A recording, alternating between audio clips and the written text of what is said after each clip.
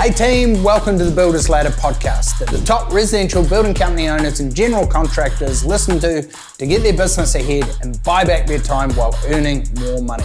Here's what's in store today. You've got some tools that can help builders become developers. Can you walk us through how you actually do that? This is really exciting. One of my clients came in to get some advice for a house that she got under contract for $100,000 in Otara back in 2003, 13% yield. And I thought it would break into that analysis calculator. We had a call from a developer saying, hey, I've heard of this product in the market. Can you go and find it? Sounded too good to be true.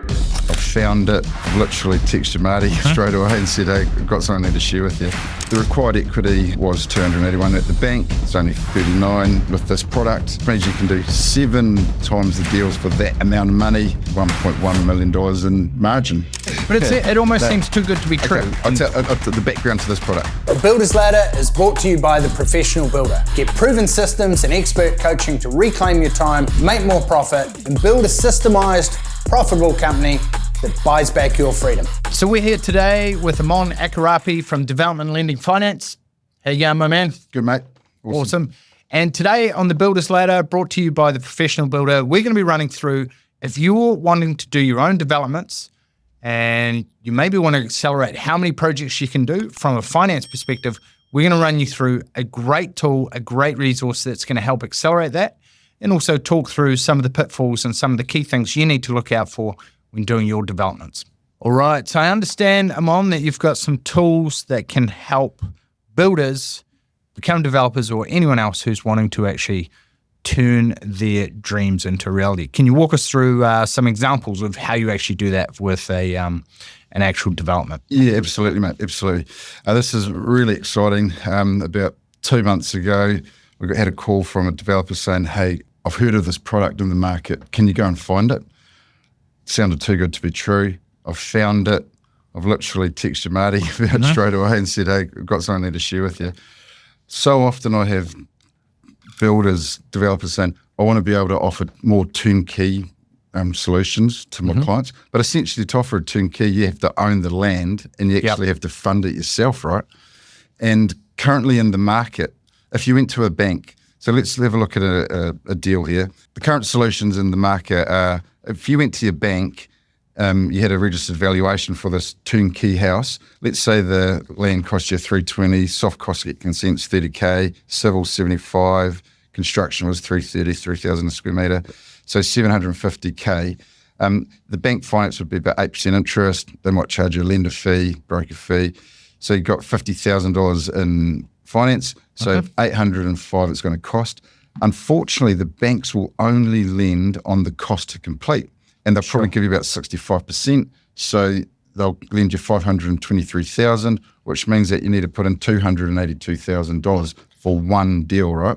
Yeah. So, and, you know, plenty of hoops to jump through, often ends in a decline, income assessment required, and sometimes you'll even have to service the interest along the way for every month. So not a very cool option. No. Non-bank funding at the moment, big difference here, as we mentioned, is that non-banks will lend off the end valuation, right? So if you get 65% off the end valuation, you're going to be borrowing more money, so you're going to be paying a bit more interest, and the interest rates are a little bit higher, right? However, look at how much money you have to put in now. Saved $100K. You certainly have. Less hoops to jump through, often will lead to an approval. So no income assessment, it's all equity-based lending. But this is where it starts to get cool. This is the 2 lenders that I've found that will do this cool product. If you've got a spec build, meaning you haven't found someone to buy the property yet, they will just go up to 70% LVR, which means, again, less money that you need to put in. And better, now with 50 grand better. Exactly right. But this is the real sexy bit that's really exciting, is that if you have got a conforming pre-sale, meaning 10% deposit paid, sale and purchase agreement signed, sitting with the solicitor, they will go up to 80% of the sale and purchase agreement. Wow. So this is what Duval could have been doing. I think they were just collecting money from everybody. They had 100%, 120% LVRs. This is not Duval. This is legit. But essentially, now you only have to put in 40K for this example. There are examples. I know of a builder down in Christchurch who's done 50 of these, who has not had to put in any money because the financial ingredients are such that the end value and his costs mean that he doesn't have to put in any money. See why I'm excited? Yeah, absolutely. Yeah. So higher LVR lending. So let's see how that sort of summary. There's a summary of all that. Obviously, the finance costs are going to be slightly more because you have borrowed more at higher interest rates. So it's going to cost you an extra 33K. Your margins come down by the same amount, obviously. Yep. But this is the real cool bit. The required equity was 281 at the bank. It's only 39 with this product, which means you can do 7 times the deals for that amount of money, meaning $1.1 million in margin. Does that make sense? Yeah, this is phenomenal. Yeah.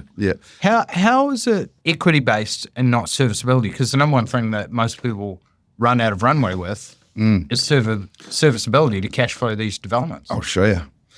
One of the principles of development funding is that the deal has to be able to service itself. This product is the same product as if a developer would use as if he was building a 50-story, $100 million apartment building. No lender's going to want to rely on the developer servicing that monthly. So the way that they eliminate that risk is saying that the deal, it has to be under the LVR that they're going to lend, whether it be 80% or 65%. The interest has to be able to be capitalised into the deal. So the interest is taking care of itself. Servicing isn't an issue. Yeah. So you're working with a lot of builders at the moment and developers and private mum and dads and larger scale developers as well. Yes. Why isn't everyone using this? Or can you give us some examples of maybe people who you've helped do a deal and then what happened and then what this is going to allow them to accelerate and do more? One of our mutual friends, a guy that we used to be in the course. Yep. So he is currently doing... builder based out of Hamilton. Builder based in Hamilton. Group bastard. Yeah, top man group housing company. Yeah. Very smart cookie. Yep. Really aggressive. Put good number of sites under contract.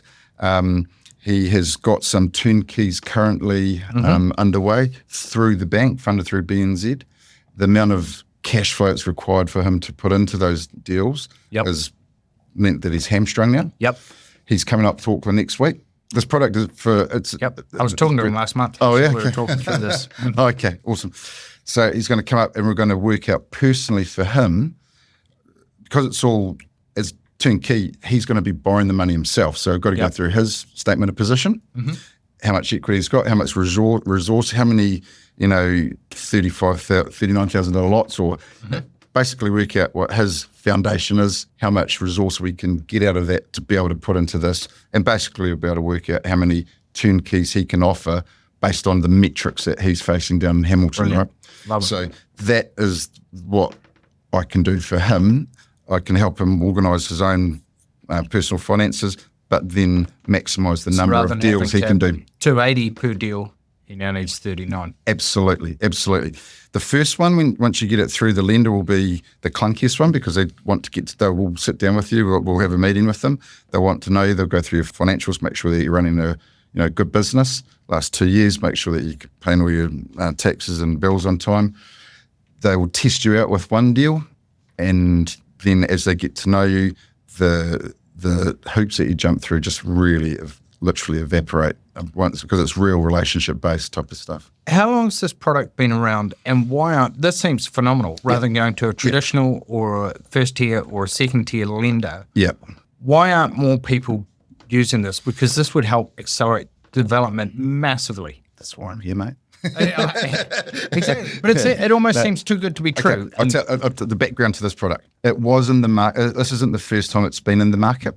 It was offered in various forms through other lenders in different cycles in the market. But it's not first-tier lending. So that does take an entrepreneurial lender who goes, okay, they look at the risk of this and they say, I've got a mum and dad who have paid 10% deposit for their owner-occupied house. They're not going to walk away from that deposit. The exit strategy for them is getting repaid. It's really strong, right? And if it did go to custard, the 10% would still be held, and they're really sort of looking there for a 70% LVR, right? And so they've got that 30% buffer.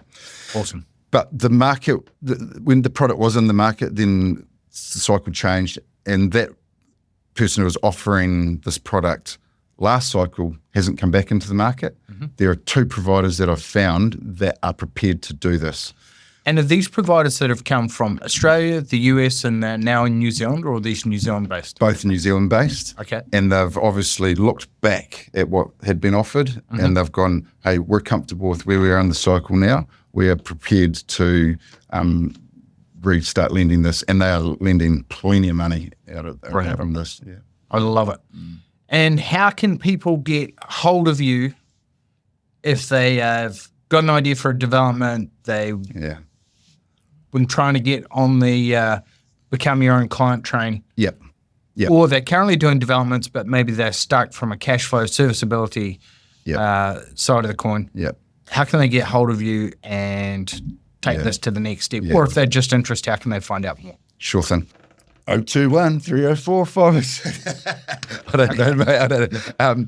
I've got an ebook that I'm more than happy to send out to them, and that will have all my details in that. Yep. And I'm really comfortable to talk to any of your clients. No question too big or too small. No dumb questions. No development too small or too big. I do have a team of people that help me do this. Perfect. So we do it all. Okay, so is there something that we could make available to all the people that are going to listen to this? Do you have some slides or a absolutely calculator that they can put in? Yeah, absolutely. I've actually got this been put into slides. My marketing team has put this into a PowerPoint presentation, which I'm more than happy to email out to people. And if you send me back your details, and I'll get in touch with you. Absolutely. And do Zooms, do phone calls, whatever it is, make it easy for you as possible. The key thing when we meet is to understand your foundation, your resource level, what's your income like, how much equity have you got, what are you looking to achieve, and how we're going to get you there. I'm really passionate about what I do. I really enjoy doing what I'm doing, helping people realise their potential. I love it. All right, so we're going to make that available to everyone as a download. Now, tell us a little bit about your background. I know that you've done a lot of property development, and a lot of our members want to become their own client. So they want to build for themselves. Maybe that's house and land packages, get those underway. Maybe it's a development. Maybe it's doing speckies. Or maybe it's doing, subdivisions. Sure, yeah. But the same core principles apply, and you've done this for you don't look a day over 45, but at least 20 years now. Sure thing. So I went to Waikato University, age of 20. The Mooloos, absolutely. And I happened to become a father and also a husband at the age of 20. Started young. Yeah, absolutely, yeah. My father-in-law was a serial entrepreneur. He bought a mortgage brokering company from Australia into New Zealand called Mortgage Eliminators. Okay. And he was teaching people how to pay their mortgages off quick. And essentially these clients got equity in their house, and we were... he then started selling investment properties to them. And he was working with developers, selling down their stock. And of course, what did he do? He became a developer himself and started selling down their stock. So I'm at university watching all this happen, working part-time in certain parts of the business. Once I got my degree, I was able to become a property project manager for a 25-unit development. Awesome. What was your degree in? Finance. Awesome. Okay. Perfect. I'd only been a hammerhand, and all of a sudden I'm a project manager of this development. Heaps of opportunity, heaps of learnings. Yeah. What were your big learnings on that? Big takeaways? Huge takeaways. 23, you don't have a big world experience. It's all numbers, but relationships was key. I learned which trades I like the best. I love drain layers. Why is that? Well, they appear to be in, and there's nobody around them. Get their stuff done, and then they're out. Yep. Whereas some of the other tradies, the electricians and sparkies, happen to be all over each other, right? Yeah. Yeah. So it was quite a long time. The exact lessons learned of that overall experience was that houses weren't actually the business. they were a product, but it was actually the business around the construction of the houses that was the actual process, right? Yeah, yeah. And I think that's what a lot of our people who come to us are great builders. Yep. But there's a very different skill set that you need to know and master to grow a great business. Absolutely. Yeah, that was first-hand experience, that stuff. So I went from there, came up to Auckland, took up a role as a property coach, teaching mum and dad property investors how to build cash flow properties. Mm-hmm. One of my clients came in to get some advice one day for a house that she had got under contract for $100,000 in Otara back in 1842. Mm-hmm. Well, that was about 2003. Yep. It also came with a contract to build a minor dwelling on the back of it. Mm-hmm. And the numbers were just like, what? I thought we'd broken the calculator, the analysis calculator. 100,000 for the house, 100,000 for the minor dwelling, 250 for each rental, 13% yield. Happy days. Yeah, it was great. Yeah. So is this where Fuso was born? Absolutely. Right. Tell me more. In that meeting, right there, that was the genesis of it all. Essentially, she came in, I was doing the numbers, and I had to excuse myself and went out and sat down with my colleagues and said, what am I doing wrong on this calculator? And we put the numbers, nothing was wrong with it. It was 2 incomes for the price of 1.5. So you buy a cheaper house and you pay for a minor dwelling, make them look like they're subdivided, and maximise the yield, focus on the cash flow, and the equity takes care of itself. What size does the section need to be for that? Well, it used to be 600 square metres. As a result of the unitary plan, you can no longer do minor. Well, you can, but only in single house zones. Right. Yeah. But back then, there was a sweet spot. 600 square metres was minor dwellingable, 800 square metres was subdividable. Yeah. So we were looking for these 600 square or under 800 square metres to build these minor dwellings, and would make the houses look and feel like they've been subdivided. Yeah, sure. That was a key to us. And how big were the minor dwellings typically that most people were doing? I can't believe I remember this, but it was 60 square metres in South Auckland, 65 in West Auckland, and 70 on the North Shore. Awesome. And you couldn't do them in the Auckland City area. Right. Yeah. Well, we did 350 of those over about a 15-year period, and gee, there were some real lessons learnt there. What were your top lessons learned running that business? Well, I mean, I met you, Marty, about around that time, and it was around that action coaching stuff that you 15, 20 years ago. Yeah, absolutely, yeah. I wish I had it signed up because I'd done a finance degree, my business partner had done a law degree, and, when you're building 30 houses at a time and they're all over Auckland, man, you need systems and you need really good people to be involved. We were actually constructing them. We ran the construction company for 2 years. I had 2 young kids. It was the hardest time of my life. It was stressful as. We ended up contracting the work out. So we would get the clients, get the consents. Yep. And would the builders give you a fixed price? Yeah, and we'd just margin that and sort of stayed in our lane. That helps to eliminate a lot of risk. Yeah, it did, and a lot of stress. And I learned do what you're best at, do what you're good at, and managing construction sites, well, that many of them wasn't my passion, wasn't my skill set. But so you found you're great at numbers. Yep. Getting better at business. Yeah. How did you get into mortgages, development and finance and steer in that direction? Yeah, cool. GFC basically came around, and you could go and buy a completed minor dwelling for less than it cost to buy the land and then build the minor dwelling. Yeah. So we closed our show home doors, and I literally went fishing. ANZ went through a period where they were employing sales and marketing people to become bankers rather than training bankers to become salespeople. Right. And I was the first test case. So I was micromanaged for about 6 months while they taught me how to lend. And basically they let the fox amongst the hens. I was in there looking how to recycle deposits quickly and, being a developer, trying to get funds quickly. So that was a real upside to it. Yeah. Awesome. And what about developments from yourself? What have you done on that side in terms of your own developments, and how has that grown into the business that you have today? Yep, sure. So Fuso Part 2 was the Phoenix Rose in about 2013, and we started doing more minor dwellings.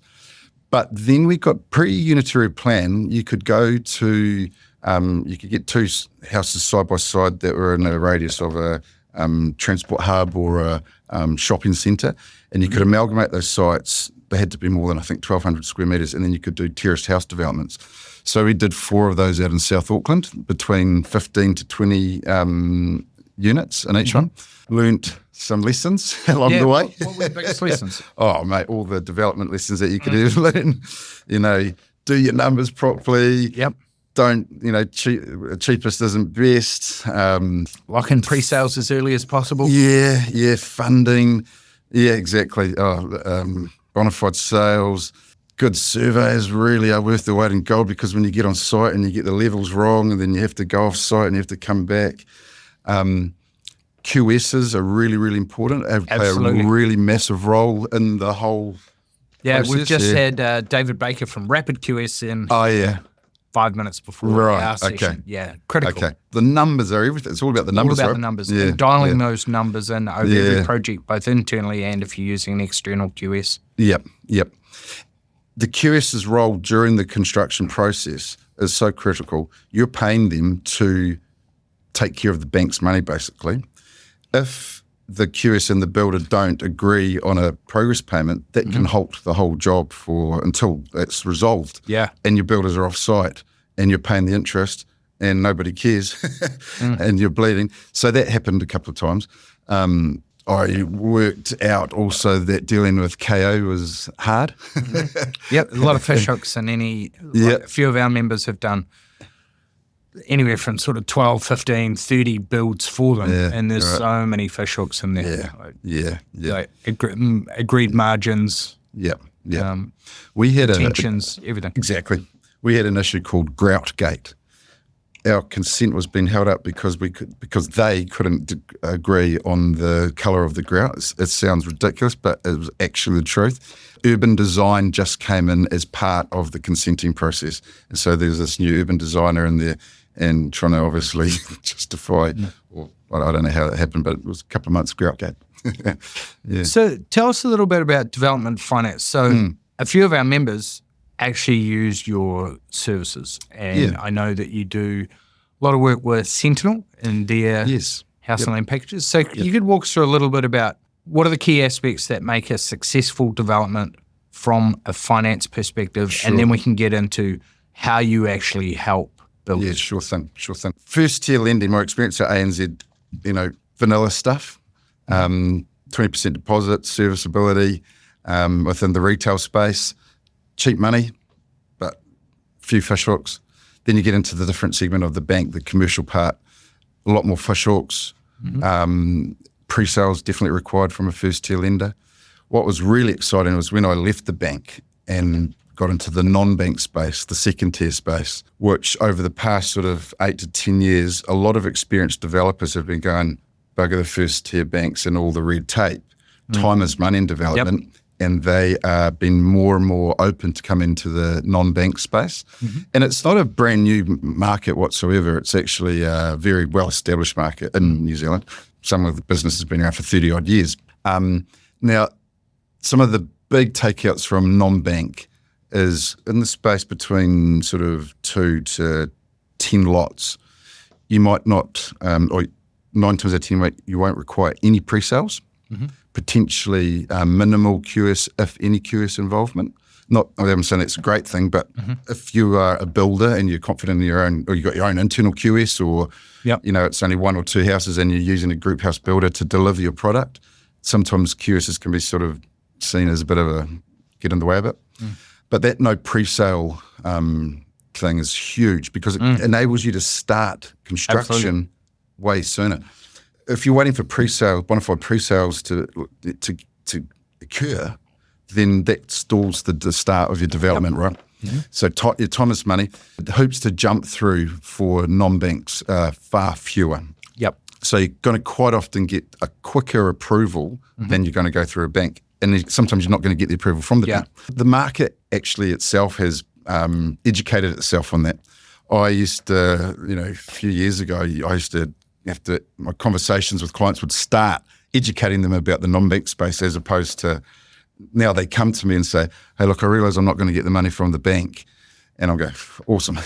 Yeah. In saying that, I will always try and go to the bank first because I have to collect the same amount of information, put together the same write-up. I might as well flick it off to the bank, right? Yep. And it's best by if you get cheaper money, hey, why not? Absolutely. Tends to be a unicorn client. What is the difference typically between first tier and second tier lender rates? The bank rates will be the commercial rates, so they'll still be around 8.5% to 9% at the moment. They could charge you a line fee and they could charge you establishment fees, right? Sure. It's because it's a commercial part of the bank. And does that have to do with volume and history of the developer? It can do because How much the banker likes you?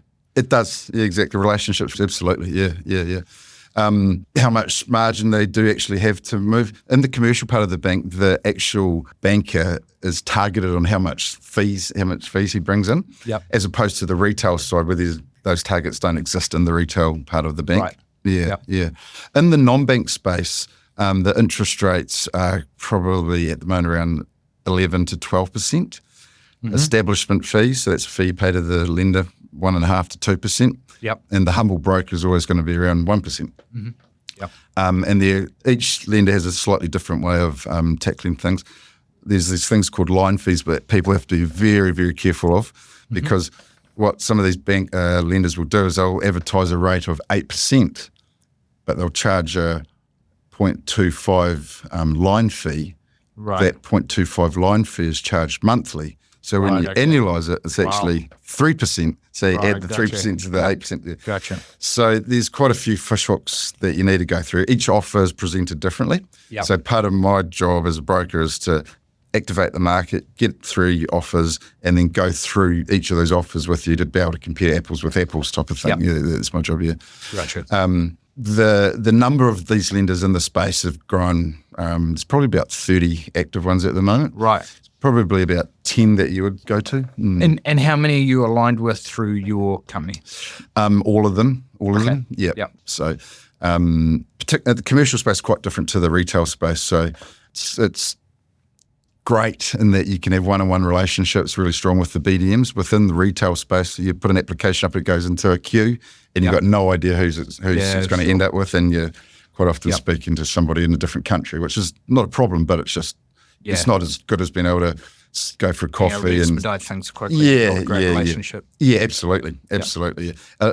The key to these development deals is the trust. They trust us brokers that what we're presenting to them is true. We've vetted the client, the deal. Yep. We believe in it.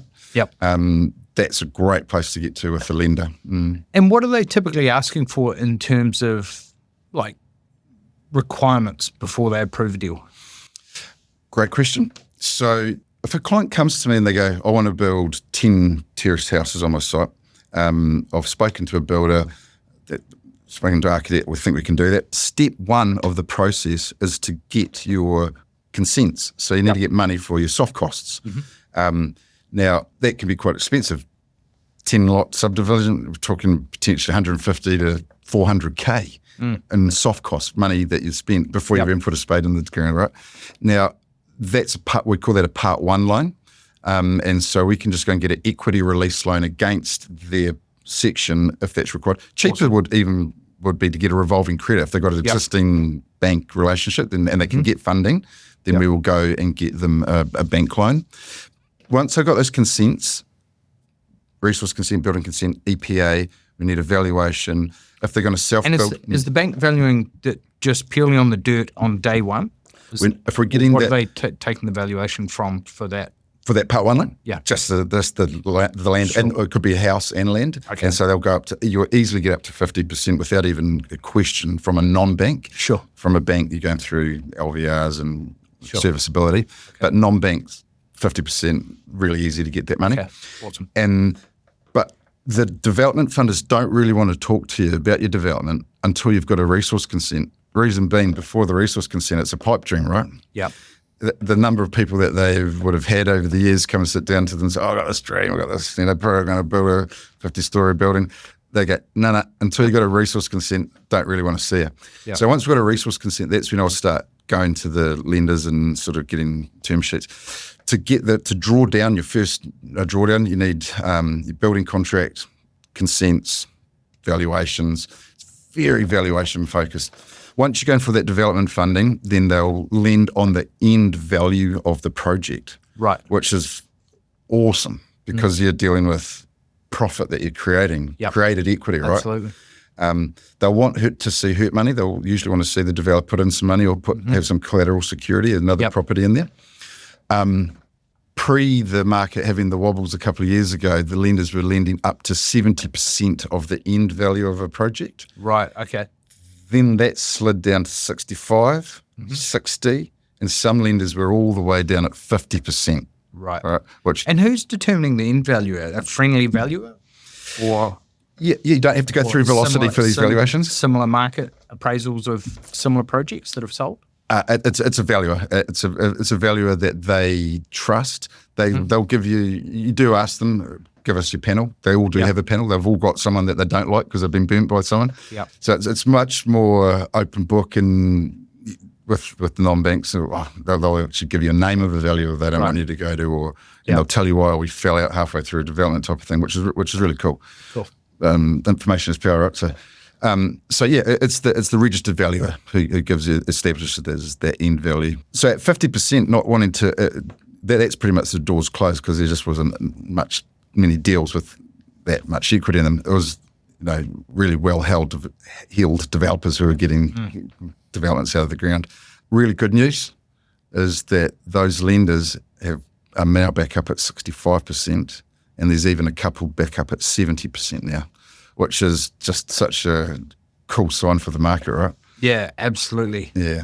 So if we look at practical, because I know that our listeners and builders out there, we wanting to know, how do you actually, if I've got in mind, I'm interested in doing a project, I come to you, how do you actually help me work out, is this feasible? How can I make it a reality? What are the pitfalls? What are the officials? What are the steps you go through? What's the software you use? How do you help analyze a deal? And how do you help ultimately get the funding to make it work? Great question. So it's all about the numbers, as we've discussed. So location is important.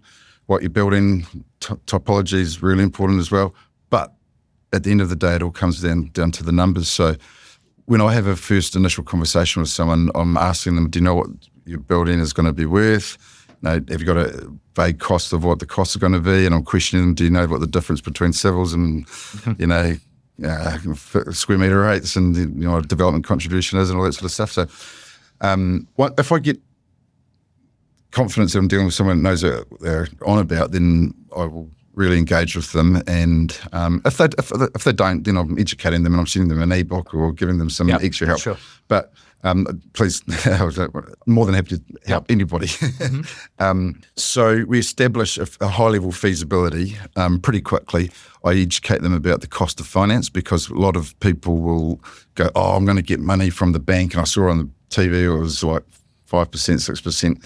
That's not what it's going to be. It's going to be more like that 14% all up. And it's on a $400,000, on a $3 million project, that would be about $300,000. So it's about 10% once you allow for the fact that you're not drawing all the funds down on day one, right? You've got that ZS curve. So that's the rough rule of thumb. $3 million is going to cost you $300,000 in finance costs. So we add that to the feasibility and we see what the high level LVR is.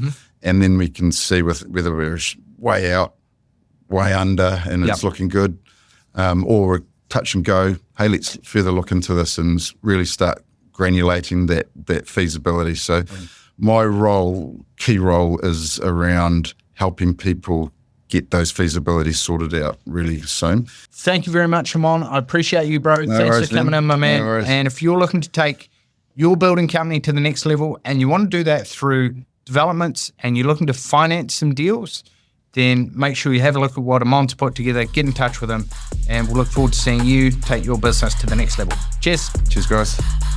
Want to go more in depth on today's topic and buy back more time whilst earning more money? Get a free business health audit and plenty of free resources over on our website, theprofessionalbuilder.com.